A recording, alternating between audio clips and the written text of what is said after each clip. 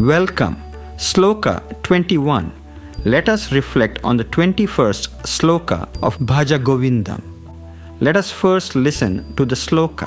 Punarapi Jananam, Punarapi Maranam, Punarapi Janani, Jathare Shayanam, Iha Samsare, Bahudustare, Kripaya Pare, Pahi Murari.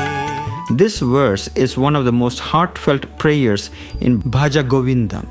Until now, Jagadguru Sri Adi Shankaracharya has guided us through many aspects of spiritual life, detachment, wisdom, devotion, and self-reflection. Here, his words take on the form of a deeply personal prayer. He reflects upon the endless cycle of birth and death that every living being experiences. Again and again we are born. Again and again we leave this world. Again and again we pass through the many experiences, joys and sorrows that accompany human life. Shankaracharya even reminds us of the time spent in the mother's womb, emphasizing that this journey has repeated itself countless times through the cycle of samsara, the continuous process of birth, death, and rebirth. The purpose of this verse is not to make us fearful. It is to awaken us. As long as we remain attached only to the temporary aspects of life, the cycle continues. We continue to chase desires.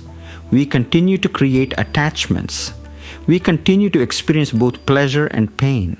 And in doing so, we remain bound to the endless movement of samsara.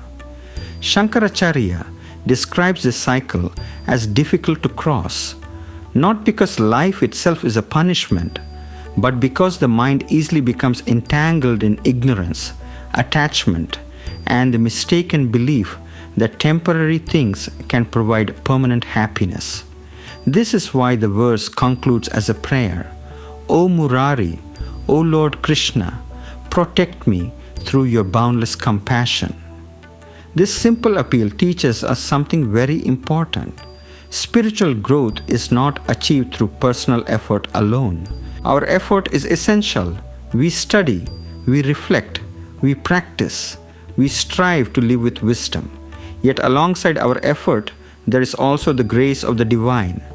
Just as a child reaches out to a loving parent for guidance and protection, the devotee turns to the Lord with complete trust. This balance between personal effort and divine grace lies at the heart of many spiritual traditions. The verse reminds us that liberation is not merely an intellectual achievement. It is also a journey of humility, surrender, and faith. This teaching remains deeply relevant in our own lives. Many of us experience the feeling of moving through the same patterns again and again. The situations may change, the people may change, yet the same worries, attachments, disappointments, and anxieties often seem to repeat themselves. Sometimes we even find ourselves asking, why do I keep making the same mistakes? Why do I continue to react in the same way? Although this is not the literal cycle of rebirth described in the verse, it serves as a powerful reminder that real freedom begins when we awaken from repetitive patterns that no longer serve us. Let us consider a simple example from everyday life. Imagine someone who repeatedly takes the same wrong road while driving to an unfamiliar destination. Each time, he becomes frustrated and starts again. No matter how many times he repeats the journey, nothing changes until he recognizes the mistake and chooses a different path. Life often presents us with similar opportunities. We may continue repeating habits, attitudes, or desires that never bring lasting happiness. True wisdom begins the moment we become aware of those patterns and consciously choose a new direction. That is the beginning of inner freedom. Shankaracharya reminds us that we do not have to make this journey alone. The compassion of the divine is always available to those who sincerely seek it. When we combine self-effort with faith, wisdom with humility, and devotion with sincere practice, the path gradually becomes clearer.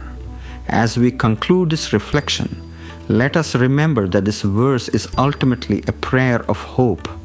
No matter how many times we may stumble, no matter how long our journey may seem, the door to liberation is never closed. With sincere effort, inner awakening, and the grace of the divine, every step we take brings us closer to lasting peace and freedom. That is the reassuring message that Jagadguru Sri Adi Shankaracharya leaves with us in this beautiful sloka. That concludes our reflection on Sloka 21 of Bhaja Govindam. Until next time, this is Hari Kavi signing off. Thank you for listening.